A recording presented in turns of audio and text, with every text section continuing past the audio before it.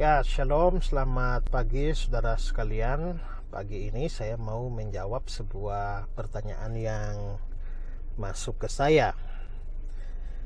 Pertanyaannya terkait dengan hukuman mati yang dijatuhkan hakim terhadap Freddy Sambo. Saya baca saja pertanyaannya. Shalom Pak, saya mau bertanya terkait dengan hukuman mati yang dijatuhkan kepada Freddy Sambo.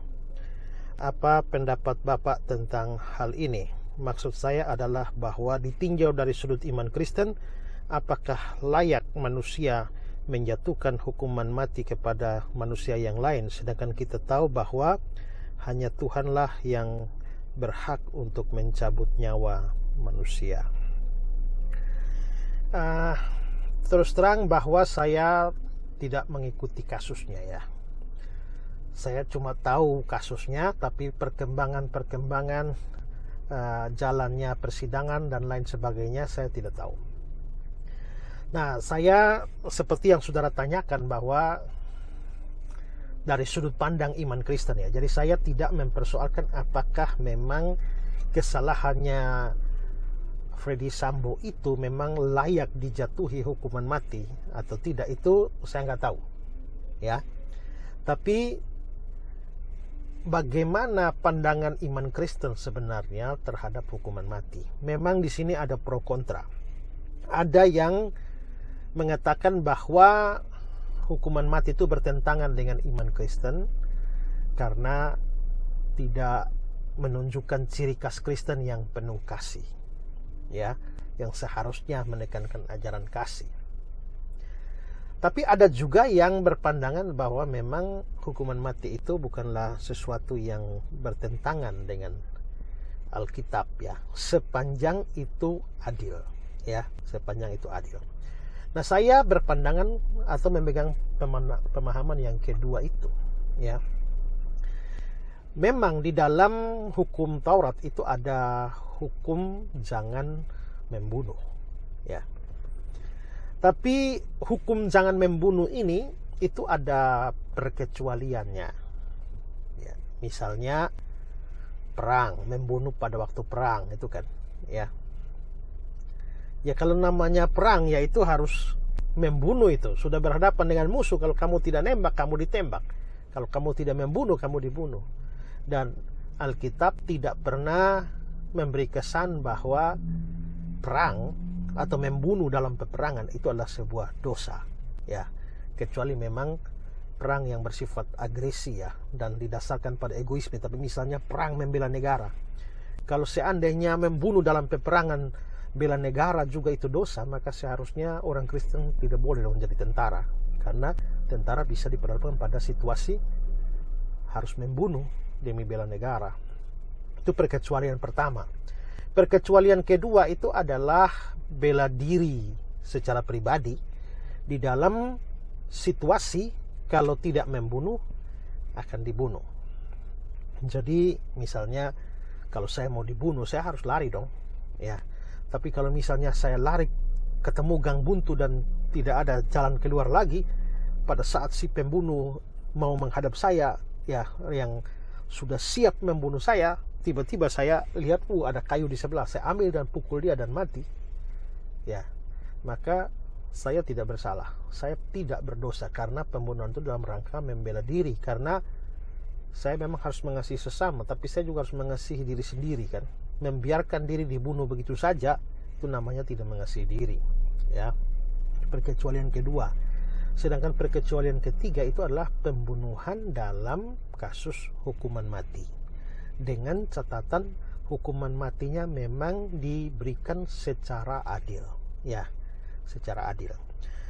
Nah, apa dasar untuk mengatakan bahwa hukuman mati, pemberian hukuman mati yang didasarkan pada atau dilakukan dengan keadilan itu bukan sesuatu yang bertentangan dengan firman Tuhan atau bukan sebuah dosa?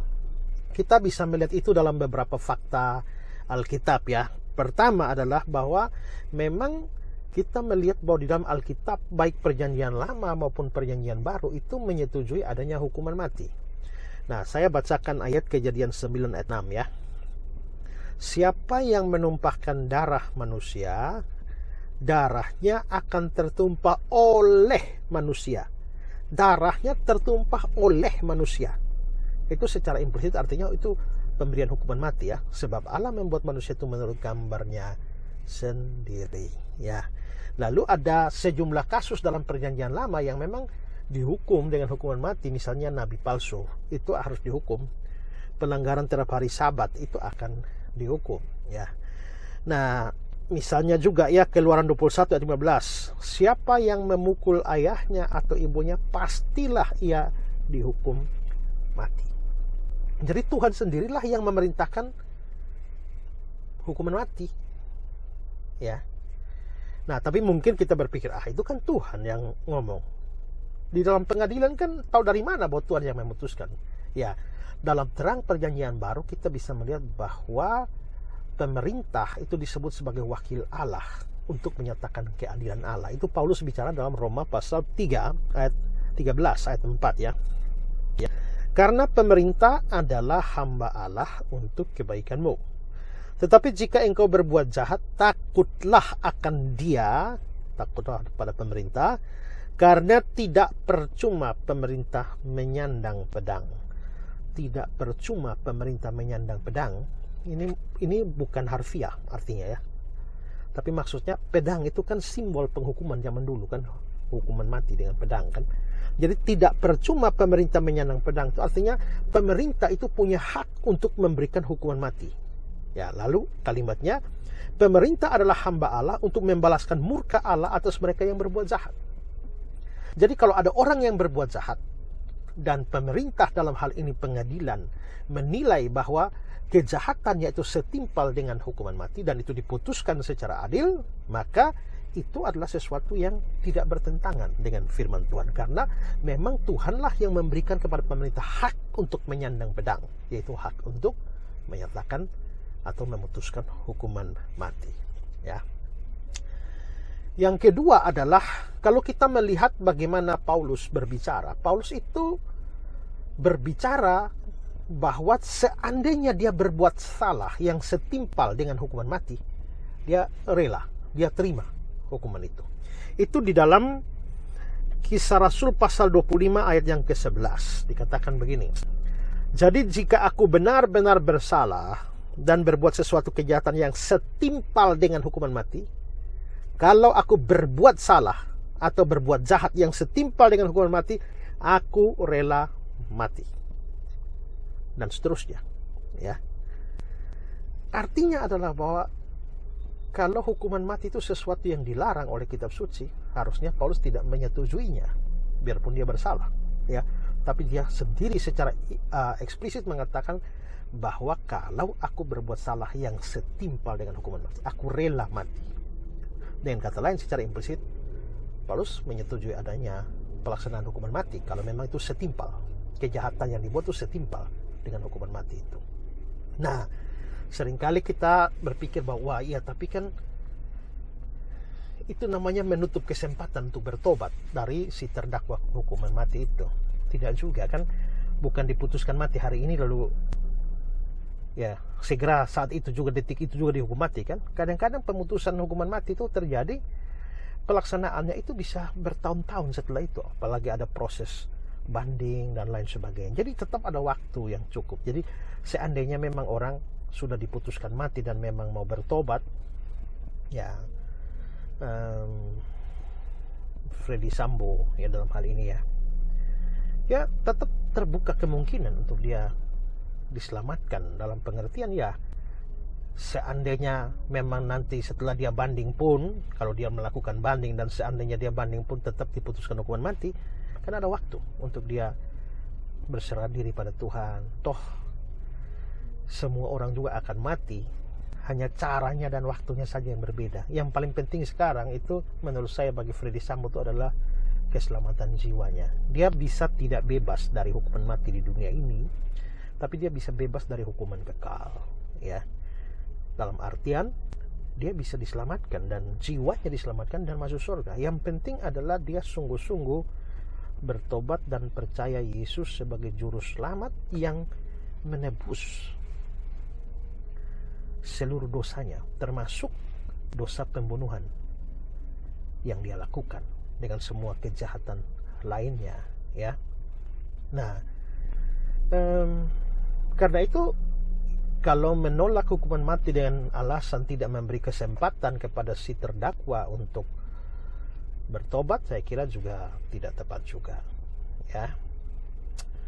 Saya tadi malam tuh sempat lihat satu video, nggak tahu itu video siapa yang buat, ya pokoknya ada suaranya Ferdy Sambo. Dia mengungkapkan semua prestasi yang dia sudah buat, lalu juga menyangkali beberapa kejahatan yang dituduhkan media atau juga massa terhadap dia. Tapi di bagian akhirnya tuh dia mengutip kata-kata Daud loh, di Mazmur 51, doa pengakuan dosa. Jangan ambil rohmu daripadaku, ya. Lalu ada beberapa kalimat lain yang menyeratkan supaya Tuhan memberikan kesempatan untuk bertobat. Ya, saya kira kesempatan bertobat dan kembali pada Tuhan itu ada, terlepas dari jadi dihukum mati atau tidak, ya. Kalau seandainya banding dan tidak jadi dihukum mati, maka itu adalah anugerah besar. Pasti masuk penjara cukup lama, tapi bisa sungguh-sungguh bertobat dan memanfaatkan sisa hidup yang ada tuh untuk melayani Tuhan dalam penjara. Tapi kalaupun akhirnya dihukum mati, kita tidak tahu jaraknya berapa jauh ya dari putusan dengan banding-bandingnya dengan eksekusi. Tapi tetap ada kesempatan untuk bertobatan dan mempersiapkan dirilah menjelang hukuman mati, ya. Kalau sudah sungguh-sungguh percaya, saya kira tidak perlu takut, ya. Toh semua juga mati hanya cara dan waktu berbeda. Ada juga yang mengatakan bahwa ya dengan pemberian hukuman mati itu kan kita sama dengan tidak menghargai nyawa manusia. Ya, tapi juga dalam kasus Sambo begini, kalau kita mau ngomong begitu, ya artinya, loh, kenapa kita memperhitungkan menghargai nyawa Sambo, lalu bagaimana dengan respon kita terhadap nyawa siapa itu? Brigadir J, ya, yang dia lenyapkan, ya. Jadi saya kira itu bukan alasan, ya. Jadi seandainya memang seluruh kejahatan Sambo, saya bilang seandainya ini karena saya nggak ikut sidang-sidang yang bertele-tele berkepanjangan itu, ya. Seandainya seluruh kejahatan Sambo itu memang layak untuk hukuman mati, itu bukan kesalahan dalam pandangan iman Kristen, ya. Nah, itu kira-kira pandangan saya. Dan seandainya bisa bertemu dengan Sambo, seandainya sudah diputuskan hukuman mati dan Tuhan izinkan saya bisa bertemu dengan dia, walaupun kayaknya sukar, ya, atau sulit sekali, ya. Ya, mungkin ada banyak pesan rohani atau pesan Injil. Saya pengen memberitakan Injil kepada dia, menuntun dia pada Kristus dan memberikan keyakinan kepada dia menghadapi kematian dengan suatu kepastian keselamatan di dalam Kristus, ya. Nah, saya tadi terpikir begitu, tapi ya saya juga rasa dengan kasus sebesar ini pun mungkin tidak mudah untuk menemui dia, ya. Tapi ya siapa tahu Tuhan bisa buka jalan untuk itu. Saya sangat bersyukur untuk itu. Oke, itu saja pandangan saya. Semoga ini mencerahkan kita. Nah, Tuhan memberkati kita semua. Shalom.